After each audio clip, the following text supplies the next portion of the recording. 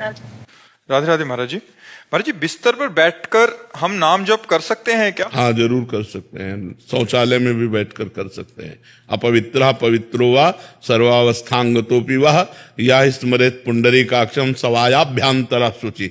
वो वाय और अभ्यंतर से परम पवित्र रहता है जो भगवान का नाम जप करता है। गुरुमंत्र नहीं जप सकते। जिस बिस्तर पर गृहस्थ धर्म का प्रयोग होता है उस बिस्तर पर गुरुमंत्र नहीं जप सकते, शौचालय में गुरुमंत्र नहीं जप सकते, अपवित्र दशा में गुरुमंत्र नहीं जप सकते। लेकिन नाम ऐसी दशा में भी नाम जपा जा सकता है, शौचालय में भी नाम जपा जा सकता है, उस बिस्तर पर भी बैठकर नाम जपा जा सकता है। कपिल जी सिकंदराबाद।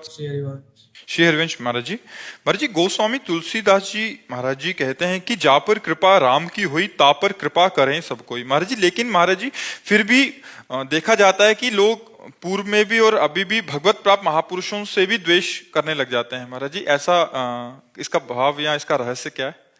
देखो, द्वेष करना भी कृपा है हमारे लिए। आपकी दृष्टि में ऐसा लग सकता है कि अकृपा है।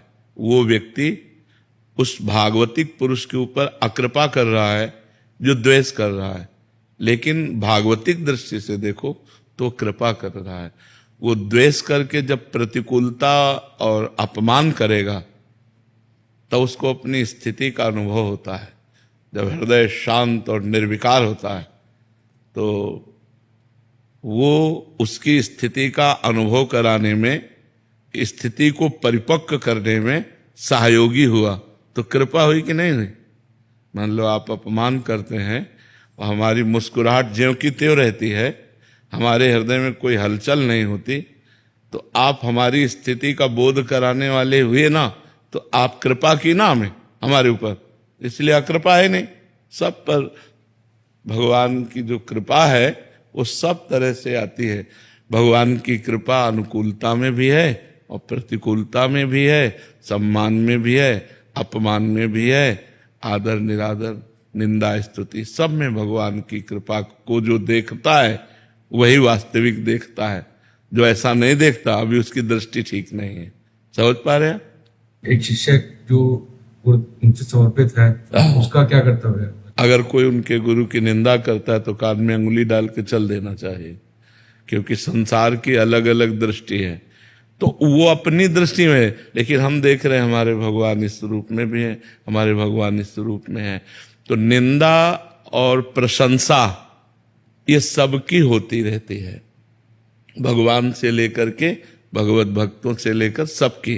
तो उनमें से जिनकी दैवी बुद्धि होती है वो तो श्रद्धा करते हैं, और जो आसुरी बुद्धि के लोग होते हैं वो अपने आप द्वेष करते हैं संतों से। वो बुराइयां ढूंढ करके बुराइयों का वर्णन करते हैं, अपनी मानसिकता की बुराइयां। तो हमारे जैसे गुरुदेव की कोई निंदा करे तो संत शंभु श्री पद अपवादा, कही सुनी तहां अस मर्यादा, काटी जीभ तासु जो बसाई, श्रवण मूंदी न त चले पराई। तो हमको दूसरा पक्ष अच्छा लगता है, तो कान मूंदी न तो चले पाए, श्रवण मूंदी न तो चले, कान में अंगुली डाले राधा राधा, वहां से चल दे, खत्म। वो उसका विचार है, वो उसकी धारणा है, हमको अपने भाव से चल देना चाहिए। आज तक कभी एक पक्ष नहीं मिला, दो पक्ष सदैव रहे, इसीलिए इसका नाम दुनिया है। भगवान श्री कृष्ण को भीष्मादि महापुरुष परब्रह्म परमात्म तत्व देखते थे, और दुर्योधन, वही दुर्योधन भगवान की निंदा करता था, भगवान को बंदी बनाने की सोचा, क्या क्या नहीं भगवान के प्रति उसने भाव किया। तो जैसी बुद्धि होती है दैवी या आसुरी, वैसे ही हमारा दर्शन होता है। जो आसुरी पुरुष आसुरी वृत्ति के हैं वे संतों का अपमान करेंगे, वे निंदा करेंगे, अवहेलना करेंगे। जो दैवी संपदा वाले हैं वे सम्मान करेंगे, आदर करेंगे, भगवान के समान उन्हें पूज्य मानेंगे। तो हमको जानना है कि आसुरी वृत्ति का है, ऐसा मानकर छोड़ देते हैं। जैसे पागल आदमी गाली दे तो हम उस पर ध्यान नहीं देते, ऐसे ही कोई गुरु की निंदा करे, संत की निंदा करे, हम उसकी बातों पर ध्यान नहीं देते, चल देते हैं। बातुल भूत विवश मतवारे, ते नहीं बोले ही बचन विचारे, तिनकर कहा सुनी नहीं काना। जो बुद्धि शुद्ध नहीं है तो कुछ भी बोल सकते हैं, कुछ भी बोल सकते हैं।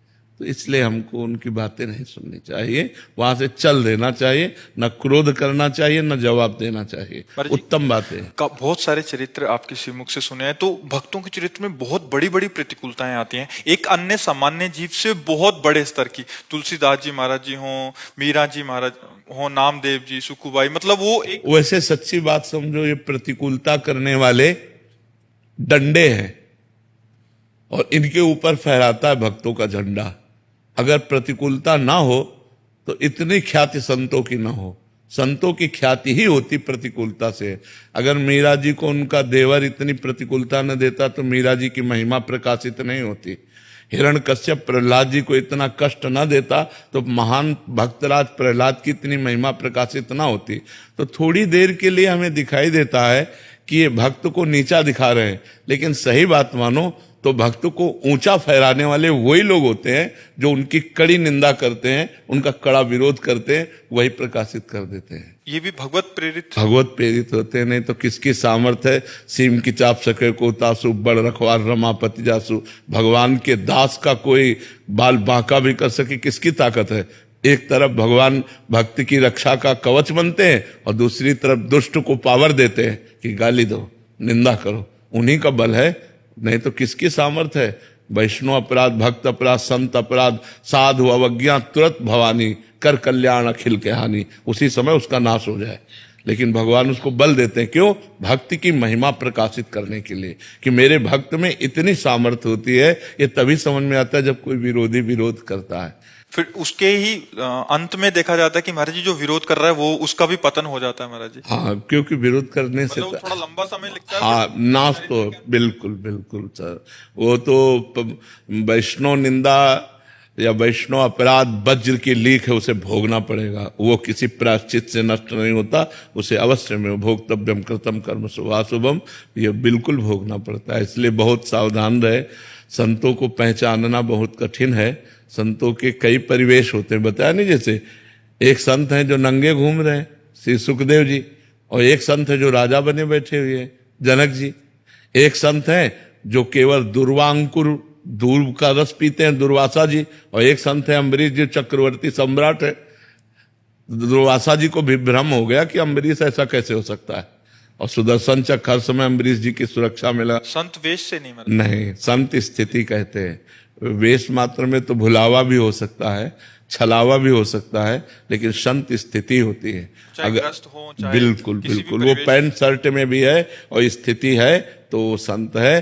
देखो विभीषण जी राजमंत्री हैं और रावण के भाई हैं, और भगवान के जब सामने आए तो कहा तुम सारीखे संत प्रिय मोरे, धरो देह नहीं आन निहोरे। आप जैसे संतों के लिए मैं शरीर धारण करता हूं, भगवान ने विभीषण जी को कहा। तो वहां विभीषण जी का कोई लाल पीला वेश नहीं था, वो अपने राजमंत्री स्वरूप से थे, लेकिन हृदय संत है। इसलिए भगवान ने कहा तुम सारी के संत प्रिय मोरे। प्रमाणित कर दिया भगवान शिव ने कि विभीषण जी संत हैं। जब लात मारा रावण ने और उन्होंने कहा तुम पितु सरस भले मोहि मारा, राम भजे हितनाथ तुम्हारा, तो भगवान कैलाशपति बोल उठे उमा संत कही यही बढ़ाई, करत मंद जो करे। उमा ये संत है विभीषण, यही संत की महिमा है कि वो मंद कर रहा है, वो उसकी भलाई कर रहा है।